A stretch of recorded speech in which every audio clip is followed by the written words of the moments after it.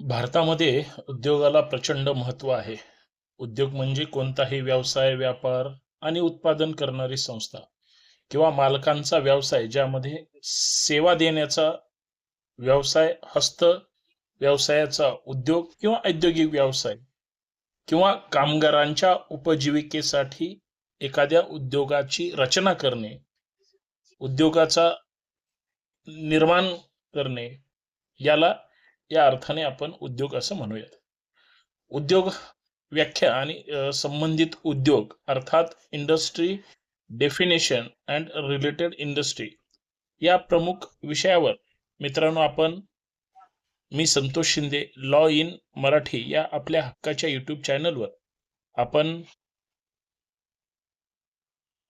उद्योग व्याख्या आणि संबंधित उद्योग हा प्रश्न या ठिकाणी पाहणार आहोत. आणि उद्योगाची व्याख्या काय, औद्योगिक कलह अधिनियम 1947 अंतर्गत कोणते उद्योग संबंधित आहेत या संदर्भात आपण या व्हिडिओच्या माध्यमातून चर्चा करणार आहोत.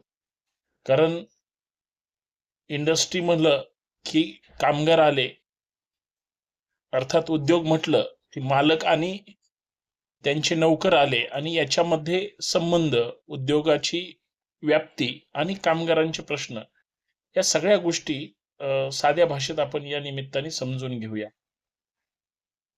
उत्तराकडे निघत असताना काही प्रमुख मुद्दे अर्थात प्रस्तावना किंवा उद्योगाची व्याख्या आणि उद्योगाचं स्पष्टीकरण आणि उद्योग म्हणजे काय या प्रमुख चार मुद्द्यांवर आपण या व्हिडिओत चर्चा करणार आहोत. प्रस्तावनेच्या निमित्तानं चर्चा करत असताना भारतामध्ये किंवा जगाच्या पाठीवर कुठेही औद्योगिक कलह आणि अधिनियमांचा विचार करत असताना उद्योग याची व्याख्या खरं तर विस्तृत पद्धतीने पाहता येईल. उद्योग याची व्याख्या 1947 मध्ये कलम 2J मध्ये केलेली आहे. त्यानंतर औद्योगिक कलह दुरुस्ती अधिनियम 1982 मध्ये करण्यात आली. परंतु आजतागत या दुरुस्ती अधिनियमानुसार उद्योग याची व्याख्या अंमलात आणली गेलेली नाही. कारण आपल्याला सुद्धा या उद्योग याची अधिनियम 1947 प्रमाणे जी दुरुस्ती अधिनियम आहे 1982चा त्या उद्योगाची व्याख्या आणि न्यायालयीन संदर्भासहित आपल्याला या व्हिडिओमध्ये चर्चा करायची आहे. कारण उद्योगाची व्याख्या पाहत असताना औद्योगिक कलह अधिनियम, कारण इंडस्ट्रियल डिस्प्यूट हाच या सगळ्या गोष्टीचा एक महत्वाचा गाभा आहे. आणि इंडस्ट्री डेफिनेशन पाहत असताना औद्योगिक कलह अधिनियम 1947 नुसार उद्योगाची व्याख्या ही काही शब्दांमध्ये वेगळ्या अर्थाने आपल्याला पाहता येईल. खरं तर याचे वेगवेगळ्या शब्दांमध्ये चर्चा करत असताना दोन भाग पडतात. औद्योगिक व्यवसाय, सेवा, उपजीविका यांचा समावेश होतो आणि दुसरं व्यापार, उदीम, धंदा यांचा सुद्धा याच्यामध्ये समाविष्ट होतो. कारण औद्योगिक व्यवसाय ज्या अर्थाने आपल्याला पाहायचा आहे त्याची एक विस्तृत व्याख्या आपण या निमित्तानं पाहू. ती म्हणजे उद्योग याचा व्यापक अर्थ लक्षात घेतला तर मालकाचा व्यवसाय, उपक्रम या अनुषंगानं व्यापकता आपल्याला लक्षात घेतली पाहिजे. आणि व्याख्येच्या दुसऱ्या भागामध्ये मालका व्यतिरिक्त म्हणजे श्रमिक व्यक्ती किंवा कामगार, कर्मचारी यांचा समावेश आणि त्यांच्या हिताच्या दृष्टीने काय केलेले असते याला सुद्धा त्या उद्योगाच्या व्याख्येच्या निमित्तानं पाहता येईल. 1982 क्रमांक 47 बिलान्वये व्याख्येमध्ये सुधारणा करण्यात आली आणि दुरुस्ती केलेली उद्योग याची व्याख्या ही आपल्याला पुढील पद्धतीने मांडता येईल. जी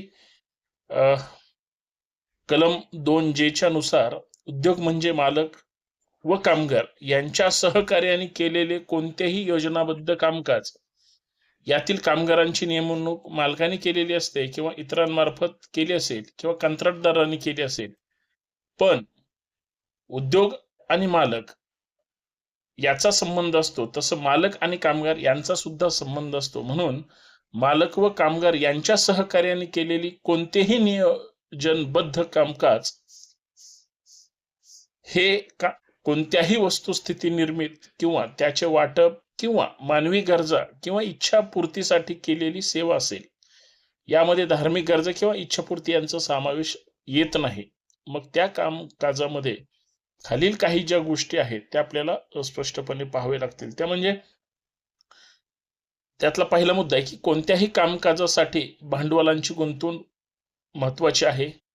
दुसरं, कोणतीही कृती करायची असेल, उद्योग निर्माण करायचा असेल तर नफा मिळवण्याचा उद्देश हा स्पष्ट असला पाहिजे. आणि तिसरा म्हणजे जे कामगार असतात, कामगार कायदा 1948च्या कलम 5 प्रमाणे गोदी कामगार यांची स्थापना झालेल्या महामंडळाचं कामकाज आणि कृती यांचा सुद्धा याच्यामध्ये समाविष्ट होतो. आणि कोणत्याही संस्थेने केलेली विक्री किंवा धंदा किंवा दोन्ही याची व्याख्या होण्याच्या दृष्टीने केलेली कृती. परंतु याच्यामध्ये कोणत्या गोष्टीचा समाविष्ट नसतो तर ते कोणत्याही शेती कामाची कृती फक्त अपवाद म्हणजे शेती कामे जी वरील कामाबरोबर संयुक्तपणे केली जातात किंवा शेती कामात प्लांटेशन कामगार कायदा 1951 कलम 2 प्रमाणे लागवडीची जी व्याख्या केली जाते त्याचं समाविष्ट होत नाही. म्हणजे याचं स्पष्टीकरण सांगता येईल की दवाखाने किंवा रुग्णालय, शैक्षणिक शास्त्रीय संशोधन किंवा अध्ययन संस्था, धर्मदाय संस्था किंवा सामाजिक आणि कल्याणकारी परोपकारी संस्था आणि त्याचबरोबर खादी किंवा ग्रामीण उद्योग, शासनाचे सार्वभौम कृती यामध्ये औष्णिक ऊर्जा क्षेत्रासंबंधीची कृती आहे किंवा कोणत्याही खाजगी सेवा. एक किंवा अनेक व्यक्तींनी केलेल्या व्यवसायामध्ये 10 पेक्षा कमी कर्मचारी किंवा एखाद्या सहकारी संस्था किंवा क्लब यांनी केलेल्या कामकाज अथवा कृतीमध्ये 10 पेक्षा जास्त कर्मचारी. वरील दुरुस्त केलेल्या व्याख्येची व्यापकता लक्षात येते, ज्यामध्ये उद्योग या शब्दाचा अर्थ खालील प्रमाणे होतो. उद्योग याचा अर्थ साध्या भाषेत सांगायचं म्हणलं तर उद्योग यामध्ये समाविष्ट होणाऱ्या बाबी आणि उद्योग यामधून वगळण्यात आलेल्या बाबी ह्या दोन गोष्टी आपल्याला प्रामुख्याने समजावून घ्याव्या लागतील. काही केसेस आहेत, केसेस वेगवेगळ्या राज्यातल्या आहेत, त्या आपण समजून घेऊयात. न्यायालयीन प्रकरणे, त्याच्यामध्ये Bangalore water supply and sewage board विरुद्ध राजप्पा अशी एक केस आहे जी AIR 1978 SC 548 क्रमांकाने ते आपल्याला पाहता येईल. या न्यायालयीन प्रकरणामध्ये सर्वोच्च न्यायालयाने उद्योग या शब्दाची व्याख्या व्यापकरित्या स्पष्ट केली, ज्यामुळे रुग्णालय, दवाखाने, शैक्षणिक संस्था किंवा शास्त्रीय संशोधन, प्रशिक्षण केंद्रे, धर्मार्थ, सामाजिक आणि परोपकारी या औद्योगिक कृती करत असतील तर त्यांचा उद्योग या व्याख्येशी समावेश होईल. असे जरी असले तरी विधिमंडळाने हे देखील लक्षात घेतले आहे की उपरोक्त संस्था यांचे विशेष वातावरण हे औद्योगिक वातावरणाशी जुळत नसेल तर अशा संस्थांचा उद्योग म्हणून उल्लेख करता येणार नाही. अजून एक दुसरी केस आहे ती म्हणजे स्टेट ऑफ बॉम्बे विरुद्ध हॉस्पिटल मजूर सभा. कोणतीही कृती जर वारंवार किंवा पद्धतशीरपणे करून मोठ्या प्रमाणात जर उत्पादन करून उत्पादित वस्तू किंवा सेवा समाजामध्ये दिल्या जातात. अजून एक केस आहे ज्याच्यामध्ये national union of commercial employed विरुद्ध MR मेहर. कोणत्याही कृतीमध्ये मालक कर्मचारी यांच्या सहकार्याने पूर्तता होता कामा नये, परंतु मालक कर्मचारी हे नाते उद्योग यामध्ये परिवर्तित होईल असे नाही. स्टेट ऑफ बॉम्बे विरुद्ध हॉस्पिटल मजूर सभा. कोणतीही कृती ही निव्वळ समाधानासाठी किंवा स्वतः करता असता कामा नये.